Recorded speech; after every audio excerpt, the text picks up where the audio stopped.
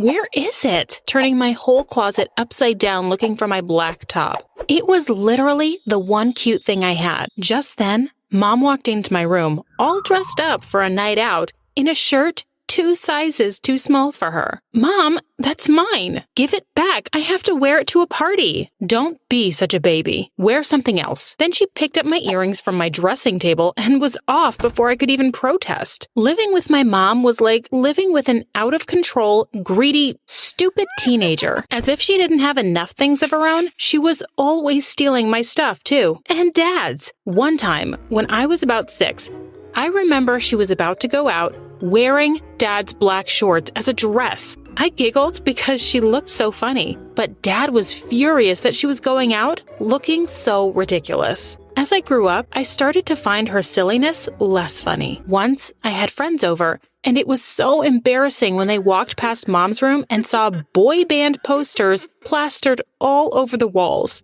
We were listening to some music in my room, and she came and joined us and wouldn't stop dancing like crazy. Mom always wanted to hang out with my friends when they were over, all except Brittany. For some reason, she just seemed to hate her. No matter how nice or polite Brittany was to her, she couldn't even get a decent hello out of Mom. Once when we were in the 4th grade, Brittany and I were having the time of our lives when Mom walked in. She went absolutely insane on Brittany for teaching me how to make all this junk food and for turning me into a cow just like herself. Brittany just stood silently. What's wrong with her? I should report her to Child Services for being so mean. I'm so sorry, Britt, I said after Mom had walked off. It's okay. My dad's kind of like that too. Don't be mad. She's your mom after all. Fine. I won't report her. I'll just choke her in her sleep maybe, I said, and we both burst out laughing. Of course, Brittany didn't come over much after that, and that wasn't even the worst of it.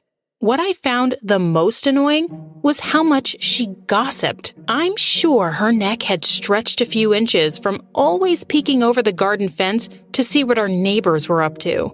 She was in everyone's business. Dad hated it, and they were always fighting. Just the other day, I came down to breakfast to this conversation. Why were you looking into our neighbor's bathroom while he was showering? Dad was asking Mom, sounding disgusted. That wasn't the bathroom, you idiot. I don't know what your problem is, she shouted back. I sighed and left for school without breakfast. I was so sick of all this fighting. I was her complete opposite, so we didn't really get along.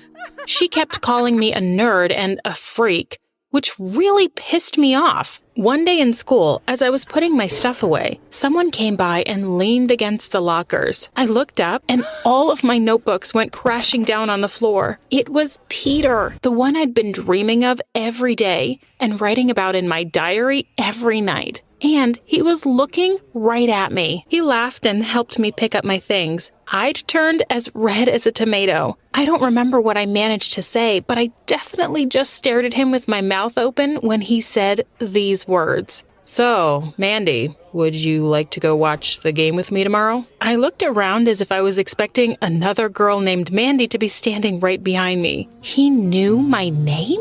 I managed to stutter out, yes? He said a casual, pick you up at 6, and walked off. I just stared at his back, and then I ran off to tell Brittany. We were both screaming and jumping up and down with excitement. The next few weeks seemed right out of a fairy tale. He was so charming and cute. He gave me flowers and took me out on intimate picnics and to baseball games. But of course, I wouldn't invite him to my house. My crazy mom would freak him out.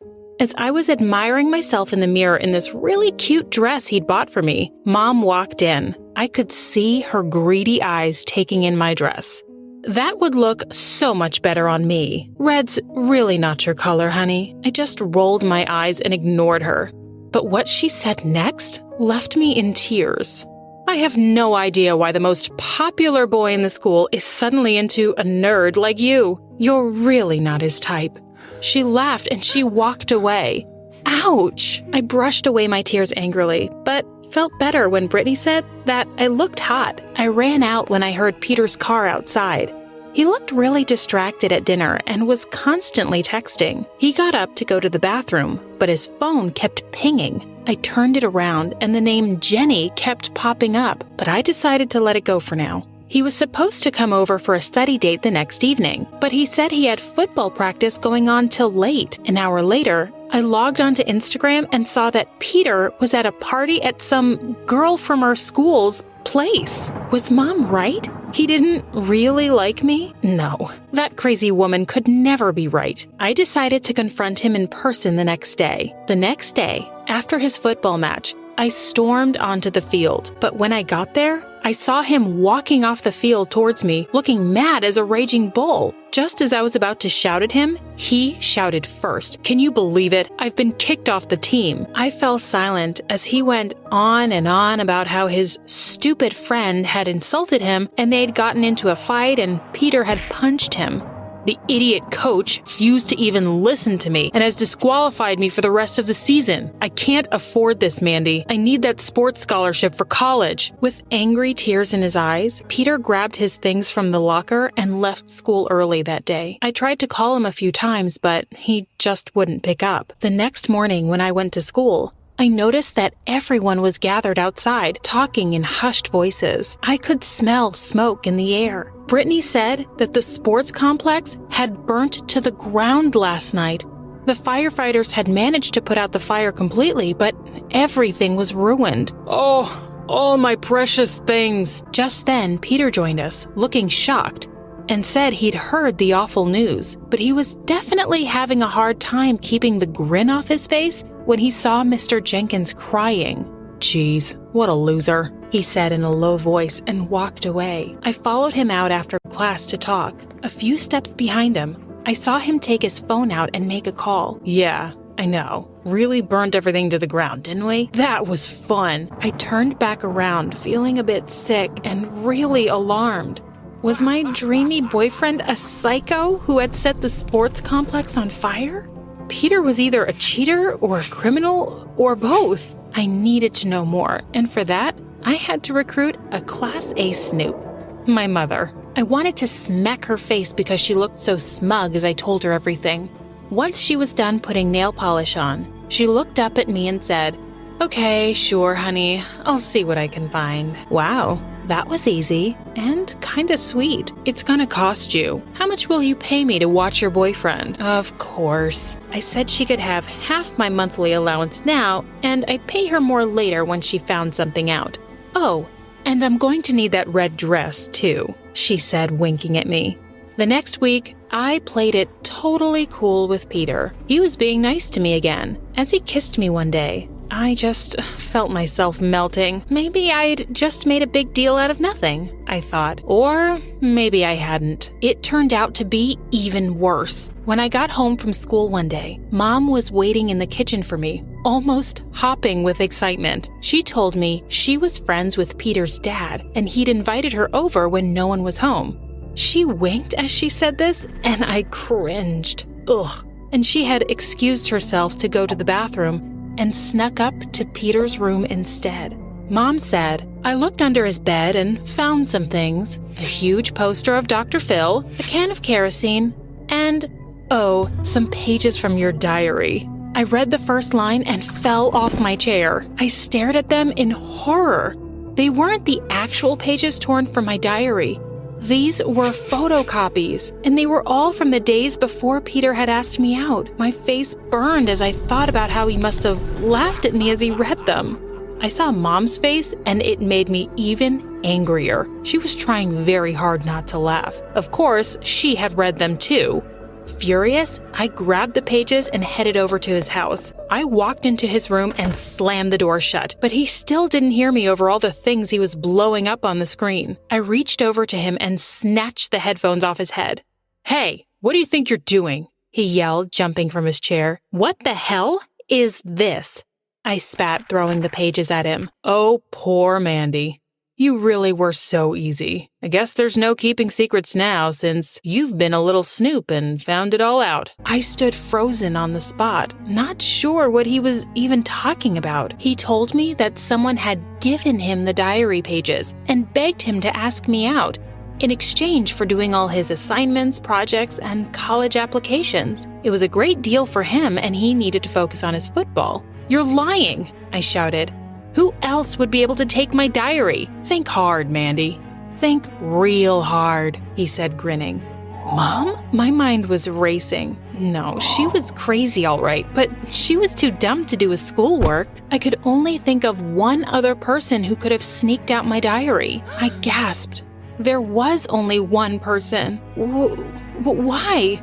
I managed to say. She really seems to hate you. She told me to ask you out, make you fall in love with me, and then dump you publicly. I snatched back the papers and threw the glass of soda sitting on the table at him. I'm not gonna let you off the hook. I'm reporting you to the police. I screamed furiously. For what? Making you think I was in love with you? I'm sure they'll slap on the handcuffs for that, he roared with laughter. For burning the building down, you psycho, I said. He stopped mid-laughter, looking at me stupidly. I heard you talking to someone about how much fun it was to burn the place down, I said. He was in fits of laughter again, wiping tears from his eyes. He told me I was the dumbest spy on the planet, pointing to his TV screen. He said that the video game is what he had been talking about on the phone with his friend, and the can of kerosene was for cleaning paintbrushes. I stormed off, feeling utterly humiliated and stupid.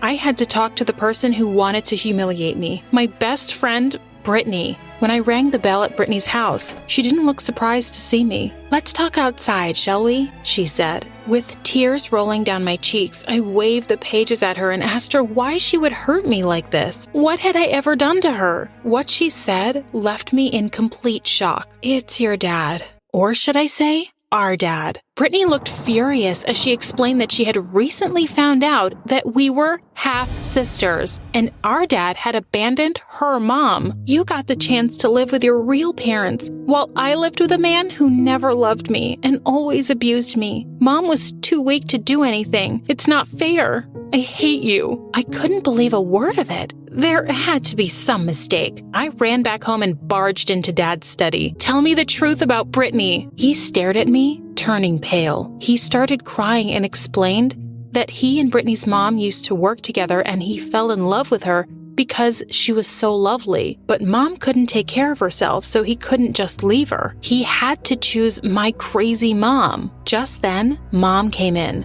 She looked at our faces and was immediately dying to know what was happening. Dad and I stared at each other silently, not sure how to break it to her. I want to know what the two of you, but suddenly we were interrupted by the sirens of a police car right outside our house. We went out to take a look, and suddenly, two policemen walked straight up to Mom and told her she was under arrest. We were all shocked to find out that one of our neighbors had reported her for trespassing. Their security cameras had caught her breaking in and snooping around their rooms. Mom kept protesting that she'd been hired by someone as an investigator, as if. While she was being dragged away, she looked back at us and screamed, "At least tell me what you guys were talking about." Jeez. Dad walked up to one of the officers, gave him some money, and said, "Keep her in there for a few days, will ya?" He turned around to me, smiled, and hugged me. Now we can finally have some peace.